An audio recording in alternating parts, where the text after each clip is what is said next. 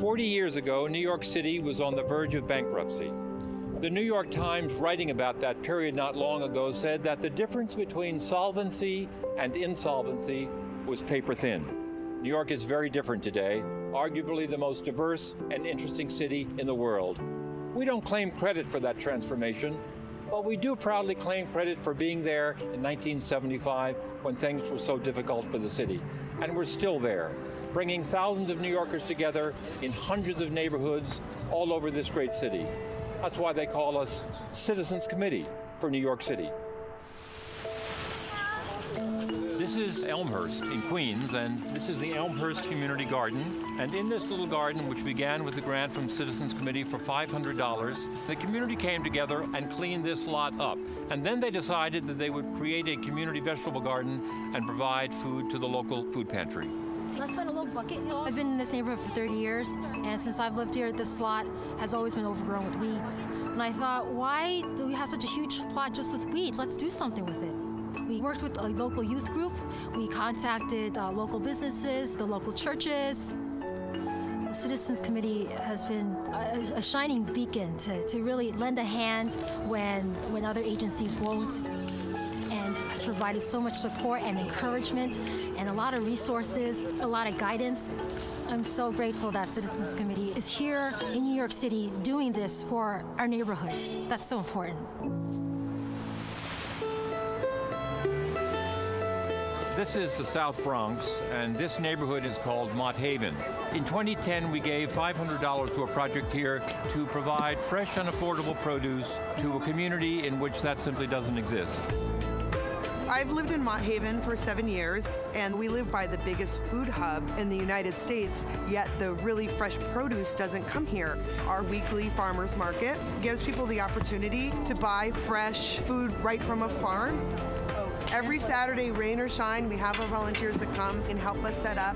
Instead of being home, watching TV or something, or hanging with my friends, I could be here volunteering.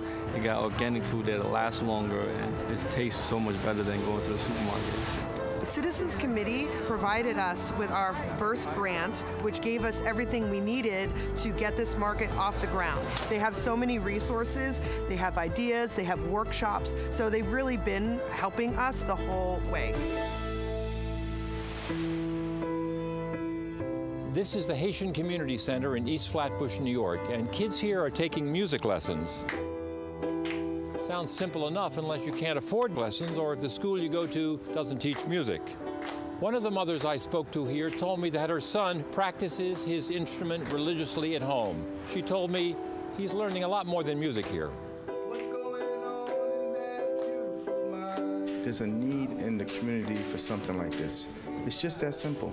Our goal is to have a safe environment for children to come and have fun. We started Feed Your Mind Music because we saw that a lot of students didn't have any other outlet. We give them 15 minutes of music theory and then 45 minutes of music performance where they get to actually touch and feel the instrument. And then they teach others. The level 2 students are now teaching the level 1 students. It's a beautiful thing.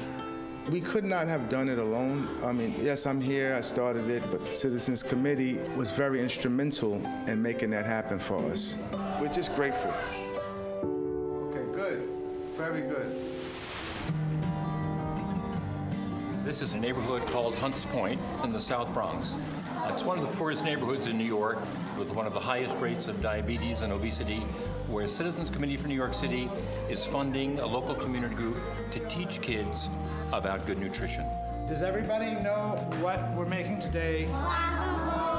Food connects people. It expresses emotion, passion. It expresses so many things. So we started the program with Cookie the Chef.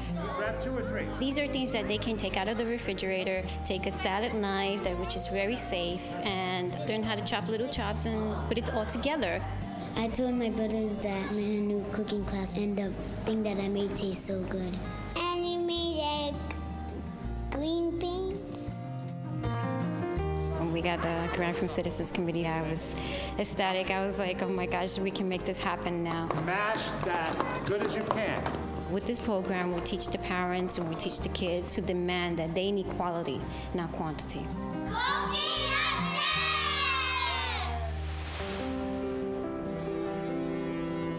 This is the North Shore of Staten Island, and if you're a person of color and live in Staten Island, you probably live here. It's the 120th precinct where the chokehold incident took place last year.